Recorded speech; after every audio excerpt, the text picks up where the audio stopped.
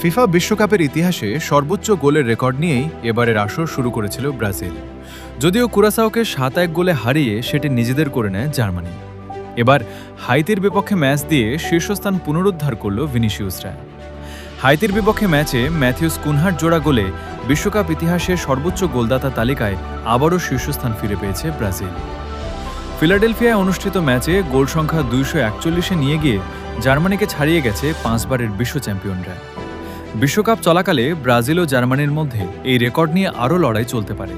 তবে তৃতীয় স্থানে থাকা আর্জেন্টিনার সঙ্গে দুই দলের ব্যবধান এতটাই বেশি যে চলতি আসরে সেই ব্যবধান ঘোচানোর সম্ভাবনা নেই।